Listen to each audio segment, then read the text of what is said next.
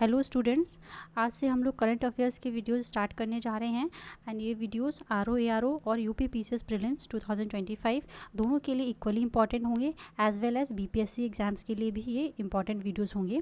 इन videos में हम जो भी न्यूज़ कवर करेंगे वो बहुत कॉम्प्रहेंसिवली करेंगे, जिससे कि एग्जाम में अगर स्टेटमेंट बेस्ड क्वेश्चन आते हैं या more than one statement question आपको मिलते हैं तो आप उन्हें आसानी से या ईजिली टैकल कर सकें। ठीक है, और इन वीडियोज़ में इंपॉर्टेंट चीज़ ये रहेगी कि ये वीडियोस मंथली वाइज वीडियोस नहीं होंगे।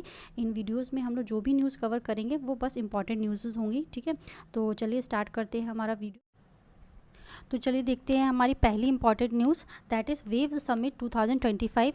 जैसे कि आपको पता है वेव समिट जो है पहली बार इंडिया ऑर्गेनाइज कर रहा है एंड इस समिट को 1 मई टू 4 मई के बीच में ऑर्गेनाइज़ किया गया है एंड वेन्यू क्या था, जियो वर्ल्ड कन्वेंशन सेंटर मुंबई। ठीक है, तो वेन्यू याद रखिए, बहुत इंपॉर्टेंट है क्योंकि इसके वेन्यूज़ काफ़ी बार चेंज किए गए हैं। सो फाइनली जो वेव समिट हुई है ये मुंबई में हुई है, तो वेन्यू बहुत इंपॉर्टेंट रहेगा।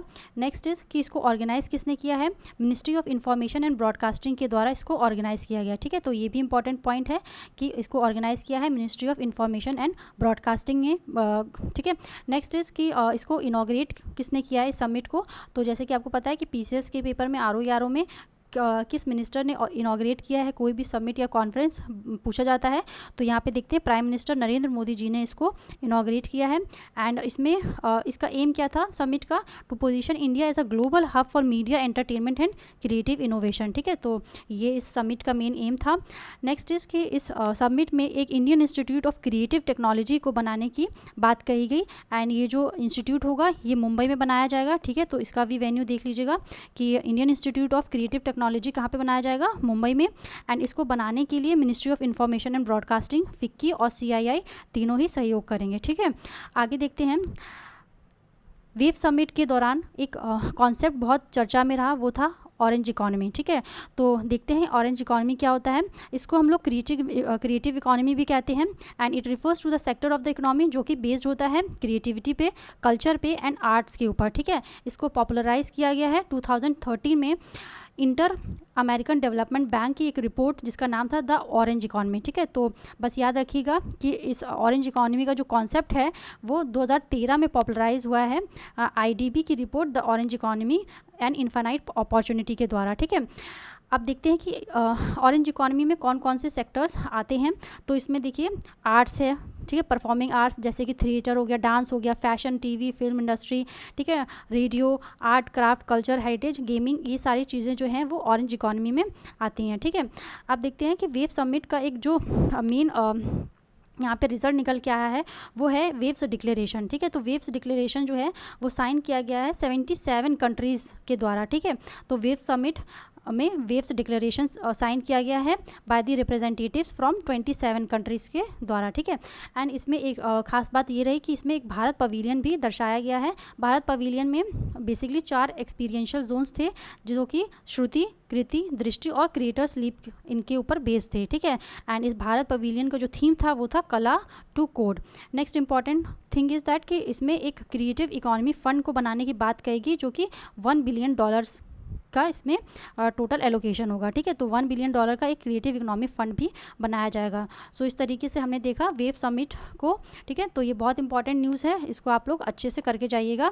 इंपॉर्टेंट पॉइंट्स देखिए, मई एक बार रिवाइज करते हैं, May 1 to May 4 के बीच में ये समिट की ऑर्गेनाइज़ की गई है, मुंबई में हुई है। ठीक है, ministry of information and broadcasting ने इसको ऑर्गेनाइज़ किया है, प्राइम मिनिस्टर नरेंद्र मोदी के द्वारा इसको इनॉग्रेट किया गया। एक Indian Institute of Creative Technology को बनाने की बात कही गई। साथ ही साथ इसमें वेव्स डिक्लेरेशन जो है वो साइन किया गया है 77 कंट्रीज़ के द्वारा और एक $1 बिलियन का क्रिएटिव इकोनॉमिक फंड बनाने की भी बात कही गई।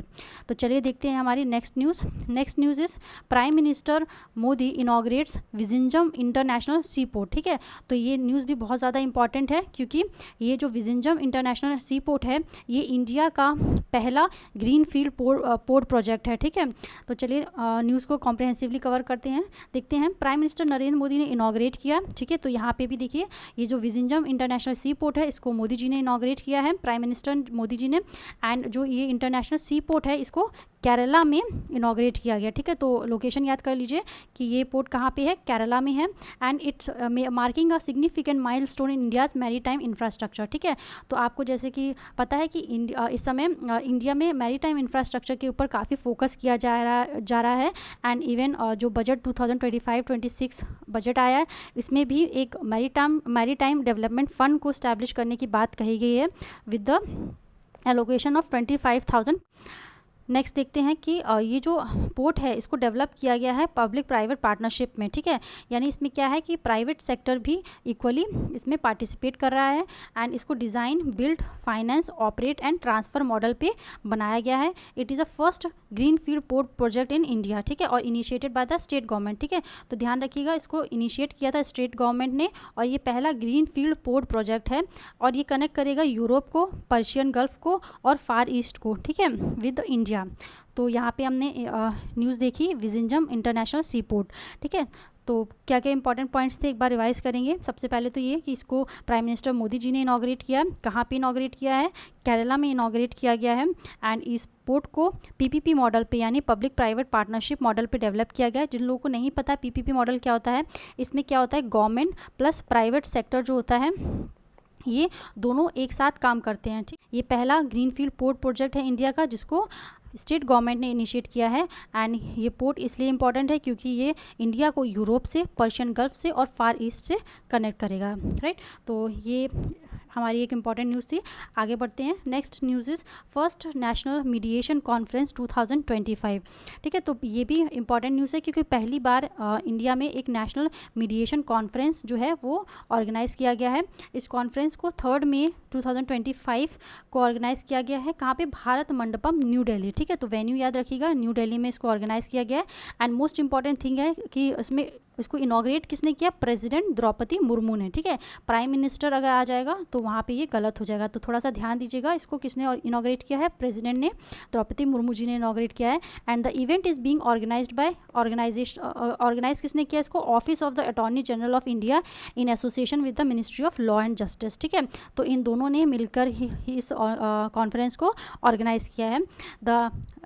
This landmark event mark the launch of the mediation association of India, ठीक है। तो इस इवेंट में एक मीडिएशन एसोसिएशन ऑफ इंडिया को भी लॉन्च किया गया है। आपको पता होना चाहिए कि मीडिएशन एक्ट जो है वो 2023 में ही बना था, जो कि प्रोवाइड करता है एक legal framework for mediation in India, ठीक है। तो mediation is a type of alternative dispute resolution mechanism, ठीक है, जो कि मेंस का एक टॉपिक है। And alternative dispute resolution mechanism में बहुत सारे टाइप्स होते हैं, जैसे कि एक तो आपने पढ़ा मीडिएशन, ठीक है। इसके अलावा आर्बिट्रेशन भी होता है, ठीक है, कंसिलिएशन होता है ना। और जैसे कि लोक अदालत जो बनाई जाती हैं, ठीक है, लोक अदालत ये भी मीडिएशन ऑल्टरनेटिव डिस्प्यूट रेजोल्यूशन का ही एक टाइप है, ठीक है।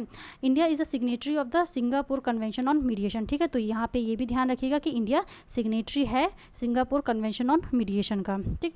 तो इसमें क्या क्या इंपॉर्टेंट टॉपिक्स थे, ठीक है। पहली बात तो ये है कि इसको भारत मंडपम न्यू दिल्ली में, ठीक है, ऑर्गेनाइज़ किया गया है। इनॉग्रेट किया है प्रेसिडेंट द्रौपदी मुर्मू ने, ठीक है। ऑर्गेनाइज किसके द्वारा किया गया है, office of attorney general of India plus ministry of law and justice, ठीक है। इसके साथ ही साथ यहाँ पे एक मीडिएशन एसोसिएशन ऑफ इंडिया को भी लॉन्च किया गया है। मीडिएशन एक्ट आपका 2023 का है। And India is a signatory of Singapore convention on mediation, ठीक है। तो ये इंपॉर्टेंट न्यूज़ थी। आगे देखते हैं, हमारी इंपॉर्टेंट न्यूज़ है यूएस स्पेशल 301 रिपोर्ट 2025। तो सबसे पहले तो आपको ये जानना ज़रूरी है कि जो ये रिपोर्ट है ये किस चीज़ पर या फिर किस लिए रिलीज़ की जाती है। तो इसका जो मेन एम है to evaluate the global status of the intellectual property, ठीक है। तो ऑप्शंस में आपको इंटेलेक्चुअल प्रॉपर्टी हो जाएगा, ठीक है, या फिर एनवायरनमेंट इस तरीके से दिया जाएगा। तो आप लोग याद करिए कि रखिएगा कि ये इंटेलेक्चुअल प्रॉपर्टी के ऊपर बेस्ड है, ठीक है, ये रिपोर्ट। इसमें क्या होता है कि सबसे पहले तो देखेंगे कि इसको रिलीज़ कौन करता है। इसको रिलीज़ करता है office of United states trade representative यानी कि USTR, ठीक है। और इसमें मेन क्या होता है कि इसमें कंट्रीज़ को लिस्ट में वॉच लिस्ट वगैरह में डाला जाता है, ठीक है। इस बार प्रायोरिटी वॉच लिस्ट में इंडिया को भी रखा गया है। तो देखते हैं कि प्रायोरिटी वॉच लिस्ट में कितनी कंट्रीज़ हैं, 8 कंट्रीज़ हैं, ठीक है। एंड ये जो 8 कंट्रीज़ होती हैं इनमें क्या होता है, they exhibit significant IP protection and enforcement deficiencies, ठीक है। इस वजह से इनको वॉच लिस्ट में रख दिया जाता है। इंडिया के साथ साथ 7 और कंट्रीज़ इस वॉच लिस्ट में हैं, जो कि हैं चाइना, अर्जेंटीना, चिली, ठीक है, Indonesia, Russia, Venezuela and Mexico, ठीक है। India remains on the priority watch list, ठीक है। 2024 की रिपोर्ट में भी इंडिया प्रायोरिटी वॉच लिस्ट में था एंड इस बार भी जो 25 की रिपोर्ट आई है उसमें भी इंडिया को प्रायोरिटी वॉच लिस्ट में रखा गया है। तो इसमें की पॉइंट्स क्या हैं, सबसे पहले तो ये देख लीजिए कि इसको यूनाइटेड नेशंस के ट्रेड रिप्रेजेंटेटिव्स यानी USTR के द्वारा रिलीज़ किया जाता है एंड ये इंटेलेक्चुअल प्रॉपर्टी के ऊपर बेस्ड होता है, ठीक है। कंसर्न्स बताता है कि इंटेलेक्चुअल प्रॉपर्टी के कंसर्न्स किन किन कंट्रीज़ में है, ठीक है। एंड प्रायोरिटी वॉच लिस्ट में 8 कंट्रीज इस बार रखी गई, जिसमें कि इंडिया भी वन ऑफ द कंट्री है, राइट। नेक्स्ट देखते हैं, next news is United Nations Development Programme की ह्यूमन डेवलपमेंट इंडेक्स रिपोर्ट, ठीक है। ये बहुत इंपॉर्टेंट न्यूज़ है। UNDP की ये जो रिपोर्ट है, ह्यूमन डेवलपमेंट रिपोर्ट है, इसका टाइटल क्या था, a matter of choice, people and possibilities in the age of AI, ठीक है। एंड इसको रिलीज़ किया जाता है UNDP के, जैसे कि आपने देखा है, ठीक है। और HDI एक्सेस करता है countries on the 3 core dimensions, ठीक है। तो इंपॉर्टेंट है ये कि कौन कौन से कोर डायमेंशंस के ऊपर ये HDI रिपोर्ट बनाई जाती है, दैट इज़ हेल्थ, ठीक है, education and standard of living, ठीक। तो ये की डायमेंशंस आप लोग याद रखिएगा। 2025 की रिपोर्ट में टॉप रैंकिंग कंट्रीज़ कौन कौन सी है, Iceland, Norway, Switzerland, Denmark and Germany, ठीक है। तो ये क्रोनोलॉजी है, यानी पहले पे है आइसलैंड, दूसरे पे है नॉर्वे, तीसरे पे है स्विट्ज़रलैंड, देन 4th पे है डेनमार्क एंड 5th पे है जर्मनी, ठीक है। तो आप लोगों को याद रखना है, एटलीस्ट 3 तो याद रखिएगा। तो इसके लिए न्यूमोनिक हो जाएगा INS, ठीक है। इंडियन नेवल शिप होता है ना, वही वाला न्यूमोनिक्स यहाँ पे लगा लीजिएगा, INS, यानी कि आइसलैंड, नॉर्वे एंड स्विट्ज़रलैंड, ठीक है। इंडिया का HDI परफॉर्मेंस क्या रहा है इस बार, तो इंडिया का जो रैंक है वो 130 है out of the 193 countries and जो स्कोर है वो रहा 0.685, ठीक है। और 2022 की रिपोर्ट के अकॉर्डिंग इसमें रैंक थी इंडिया की 0.676, ठीक है। तो इम्प्रूव किया है, स्कोर भी इम्प्रूव किया है एंड रैंक भी इम्प्रूव किया, ठीक है। तो क्वेश्चन बन सकता है कि इम्प्रूव किया है या फिर इंडिया की पोजीशन ख़राब हुई है। तो याद रखिएगा इंडिया ने इम्प्रूव किया है बाय 3 स्पॉट्स, ठीक है। 2022 में इंडिया की रैंक थी 133 एंड इस बार रैंक इंडिया ने अचीव की है 130, ठीक है। तो 3 रैंक्स का इम्प्रूवमेंट इंडिया ने किया है। तो चलिए एक बार रिवाइज कर लेते हैं। तो इंपॉर्टेंट पॉइंट्स क्या हैं इस न्यूज़ में, सबसे पहले तो इस रिपोर्ट को किसने रिलीज़ किया है, UNDP ने, ठीक है। टाइटल था अ मैटर ऑफ चॉइस, ठीक है। और इसमें 3 कोर डायमेंशंस होते हैं, ठीक है, that is health, education and standard of living. And top ranking countries कौन सी थी, Iceland, Norway, Switzerland, Denmark and Germany. India ने रैंक पाई है इस बार 130, ठीक है, out of the 193 countries and score था 0.685, राइट। एंड इंडिया ने इम्प्रूव की हमारी अपनी rank from 133 to 130 with 3 spots, ठीक है। तो ये थे आज के हमारे इंपॉर्टेंट न्यूज़ एंड आगे भी हम लोग इस वीडियो को कंटिन्यू रखेंगे अगर आप लोग का रिस्पांस अच्छा रहेगा। सो वीडियो को अगर आपको पसंद आया है तो वीडियो को लाइक करिए, चैनल को सब्सक्राइब करिए एंड प्लीज़ कमेंट ज़रूर करिएगा अगर आपको ये इनिशिएटिव अच्छा लगा है एंड अगर आप लोग चाहते हैं कि हम इस सीरीज़ को कंटिन्यू करें, ठीक है। तो थैंक यू सो मच।